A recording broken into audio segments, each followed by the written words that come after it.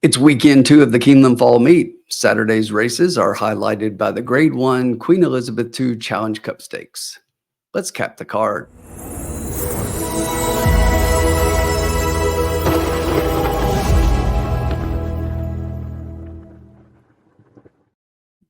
Welcome back to the Trust the Profits channel. My name is Tim. You can find me on X at RidersUpTim. I'm here to go through Saturday's races. And if you've followed my videos in the past, I've been doing a picks and plays for most of the cards I've done. And after last Saturday, I kind of decided I had several of the picks. I didn't have the plays. And I was like, let's just give the people the picks and let you figure out how you might want to use those horses. I hated it because I gave out 5 races. I gave out 4 winners. I had a long shot play in there. I was able to capitalize and take advantage of how the track was playing because I was on track. But because I put out the video ahead of time, I didn't get to pass along what I was seeing and change those plays for you. So I'm just going to give out my top picks and value plays here for the card. And hopefully you can wager them better than what I was giving you, because I've got the horses. I just was giving you bad advice. And if you followed it straight up, you weren't winning. So we don't want to do that. But with that being said, let's jump straight into Saturday's card. Race 1 here is a 6 furlong race on the dirt, $20,000 claiming event for fillies and mares 3-year-olds and up. My top pick in here, I'm going with the number 1 Gridlock. This is Tyler Gaffleone getting up for Saffie Joseph Jr. I'm usually against Gulfstream Park shippers coming in here, but I looked at this race pretty closely, and I don't think that there's a lot else in here. This horse is trying dirt for the first time, does have a maintenance work over the track. Saffie hasn't broken through yet, but getting our perennial leading jockey Tyler Gaffleone up at Keeneland, I think this might be the one to finally break through for him. My value pick in race 1, I'm going with the number 8 Miss Jeopardy. This is Christian Torres getting up for Cody Resin. This horse 6-1 on the morning line. I think we get that price coming in second off a layoff. This horse does have 3 wins and 5 starts at the distance, all 5 in the money. Has been over a wide variety of surfaces at multiple tracks. Is 2 of 4 winning on dirt, all 4 races in the money. I think this horse can set a good trip just off the pace. That plays to how I think we're finally getting with the track. If you watch the races the first couple of days, it was a merry-go-round out there. Track was playing really fast, but I think it's coming back into playing a little bit more favorably.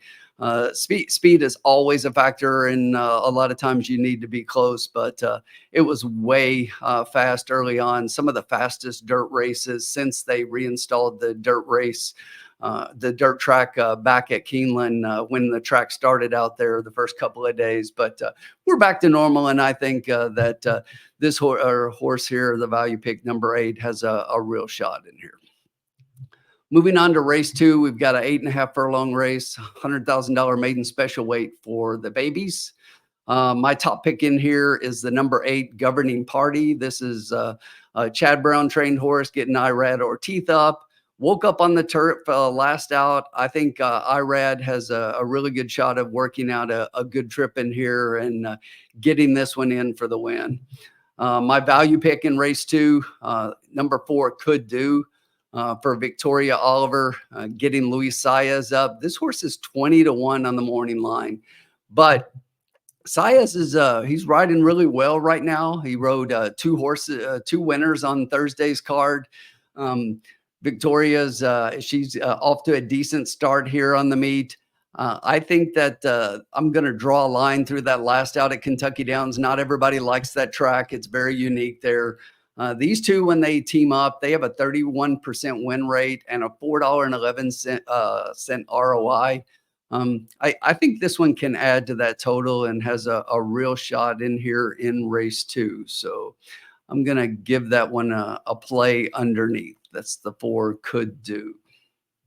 Race 3 is a 6.5 furlong race on the dirt, $110,000 allowance race for fillies and mares, 3-year-olds and up. And in this race, we've got a favorite in here of the number 4, Too Sharp, for Philip Bauer, getting Junior Alvarado up 4-1, 4-5 on the morning line. I just think this horse is way too tough in here.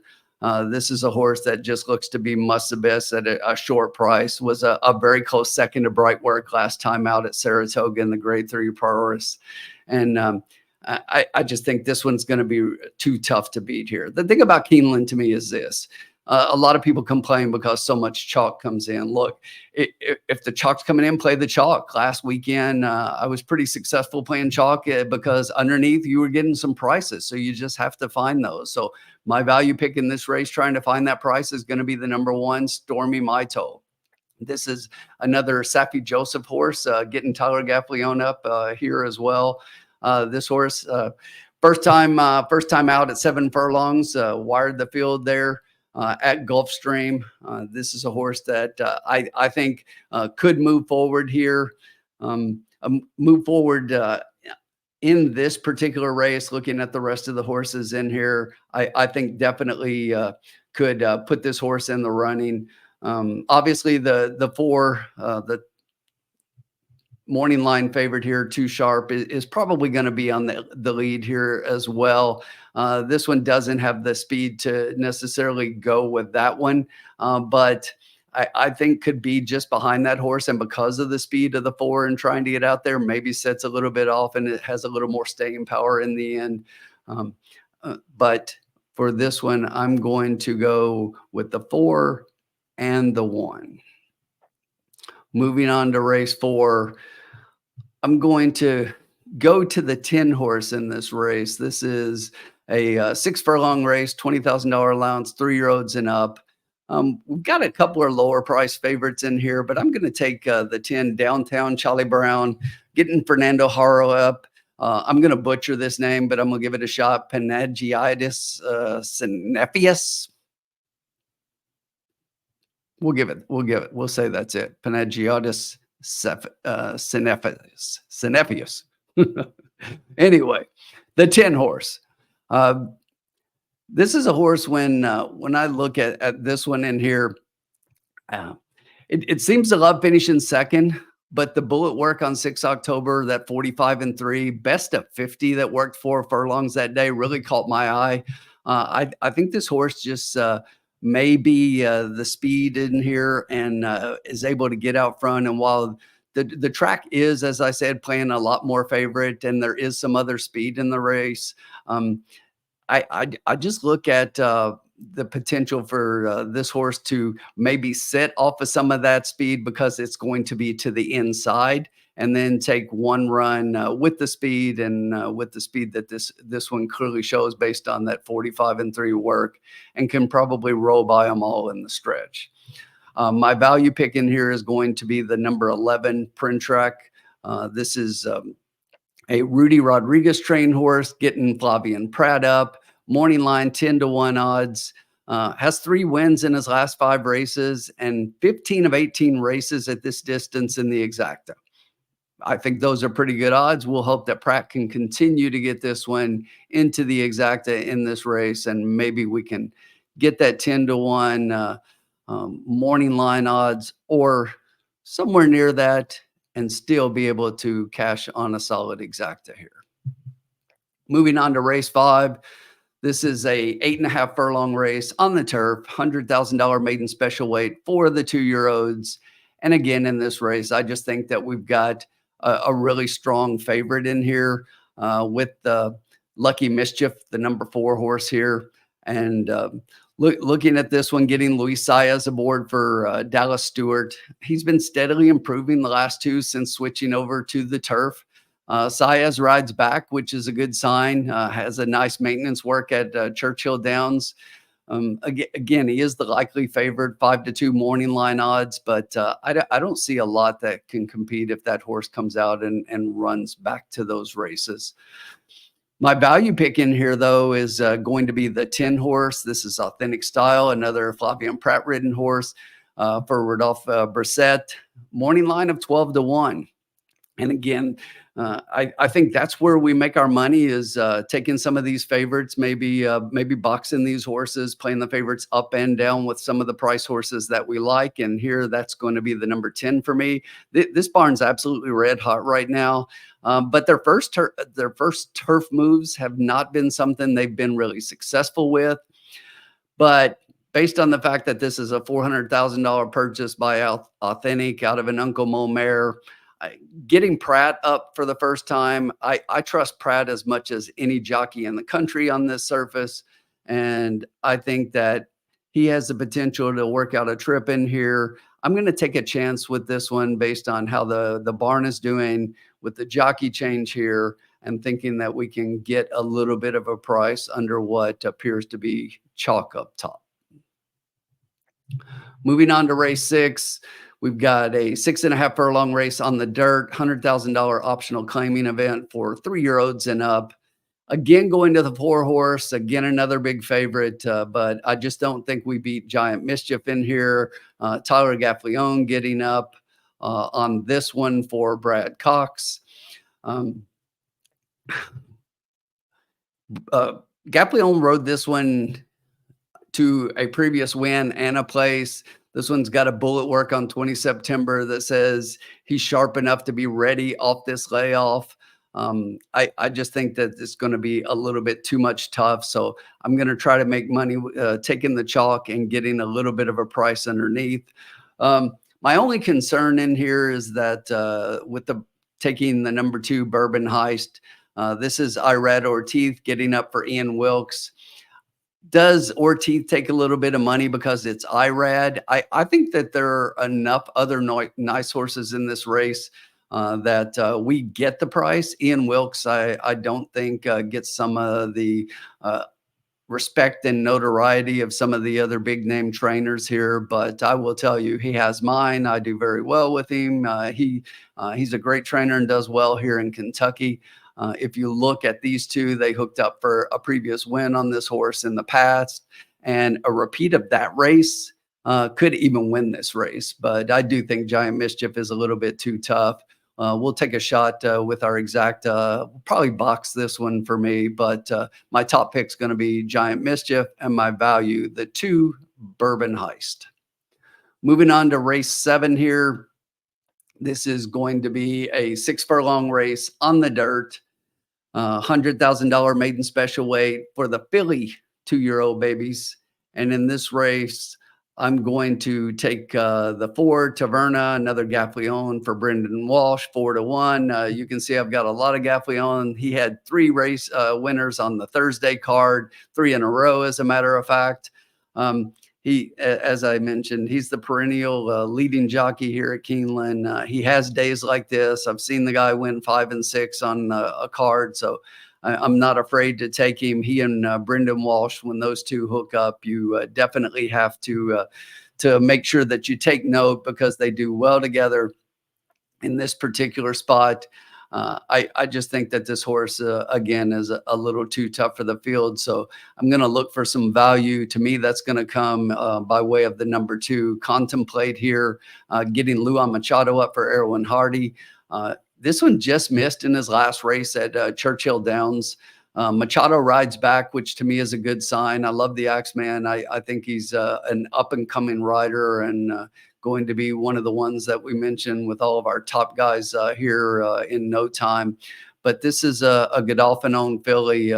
So I just think Well-Bred could definitely set the pace in here and hold on for a piece of the exacta. But the 4 is probably going to be a little bit tough. I will mention one more in here. This first-time starter is one that I'll be taking a look at in the paddock and on the track, and that's the number 9 Miss Pharaoh. The works on that one scream out to me. Some of the numbers that this horse has are some of the ones that I see on first-time starters a lot of times that come out really live at Keeneland. So I'll be keeping a look on the number 9 as well in here. But my top pick is going to be the 4 Taverna, and value play is going to be the number 2 Contemplate. Race 8, we come to the feature event on the card. This is the Grade 1 Queen Elizabeth II Challenge Stakes for 3-year-old fillies. Uh, this looks like a really tough field. So uh, there are a lot of people that are going to look at the Euro Invaders in here. You've got a couple of others that I think are going to take a lot of money. And of all the ones and all the chalk that I've talked about so far on this card, I'm going to go to the grade one, the biggest race, the feature of the day, to kind of beat the chalk. And I love the 6 oversubscribed in here.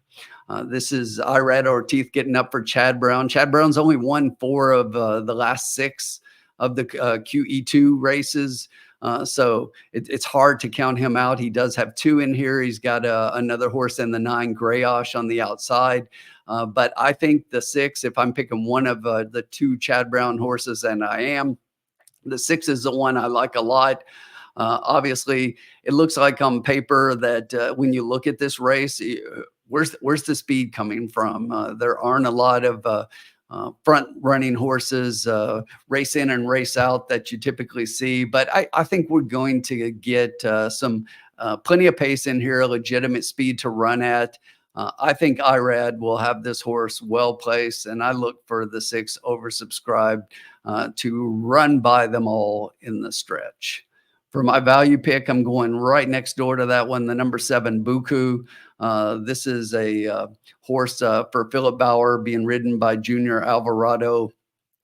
These two are going to be connecting on the highly favored number 4, Too Sharp, earlier in race 3.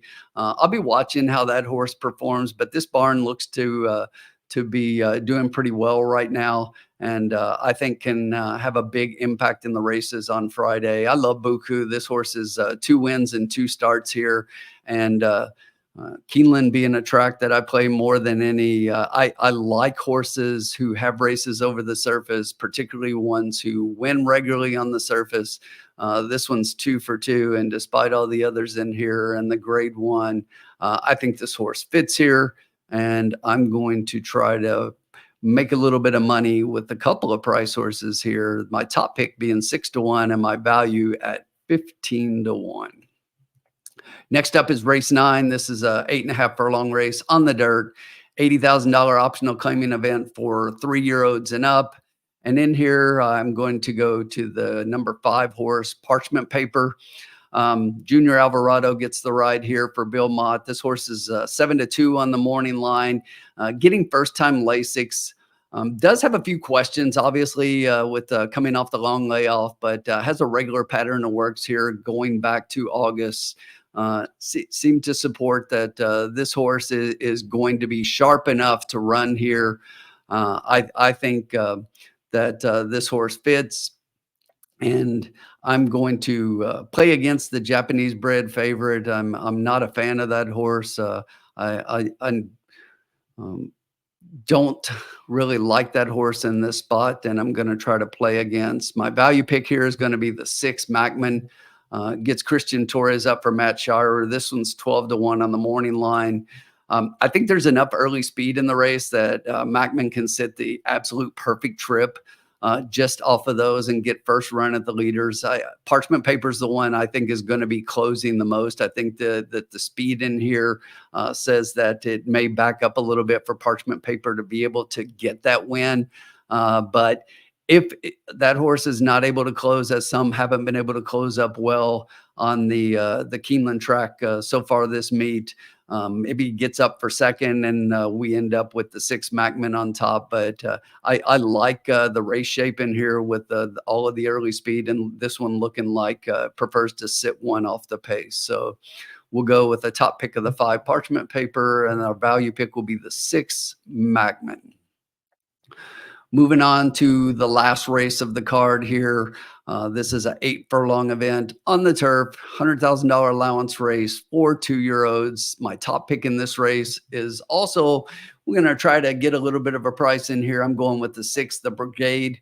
Jose Ortiz getting up for Mark Cassie in this position. We got a lot of chalky picks in here. I think we can end up the card with a couple that aren't so chalky.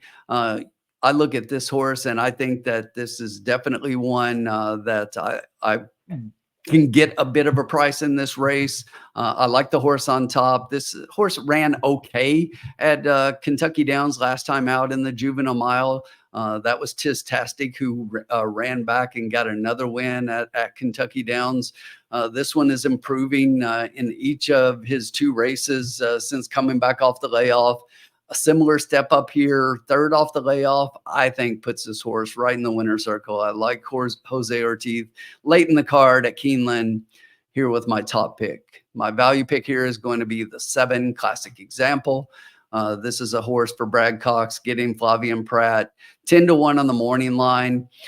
This is a third horse on the card. If you've been paying attention to where I have Flavien Prat underneath, Prat rode 3 winners on Thursday's card.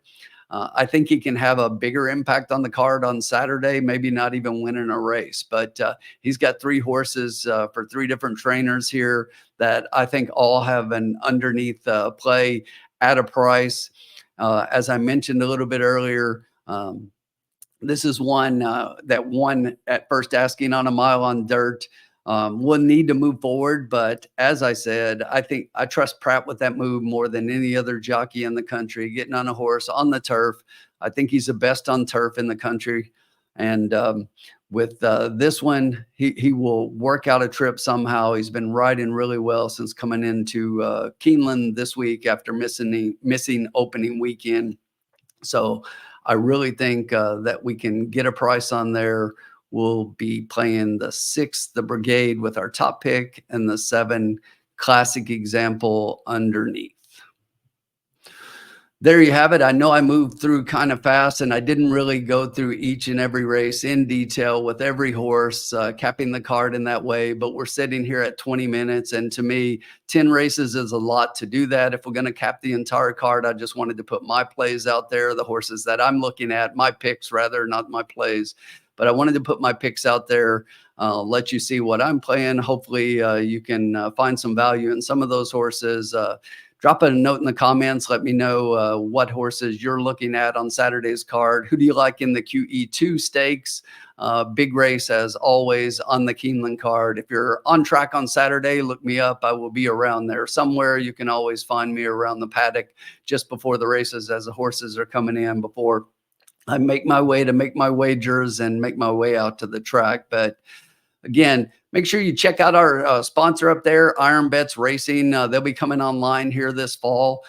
They've got some deposit bonuses coming up. They also have a free $500 bankroll that you can enter to win on their website. Check them out. Looking forward to them going live here this fall. Should be a great wagering platform. Their motto is the horse player is always first. Gotta love that. So lots of good things hopefully to come from them. Make sure that you drop a like on this video, subscribe to the channel, ring that bell for all the content coming out. We've got quite a bit as we move into Breeders' Cup. Still got another couple weeks here of Keeneland that we will continue to put out videos for that. Drop us a note and let us know if there's something else that you would like to see us putting out, particularly in the way that we're looking at the Keeneland content, and some of those races are leading up to the Breeders' Cup. All right, again, if you're on track Saturday, look me up. Until then, we'll wait for that first race and the call for Riders Up.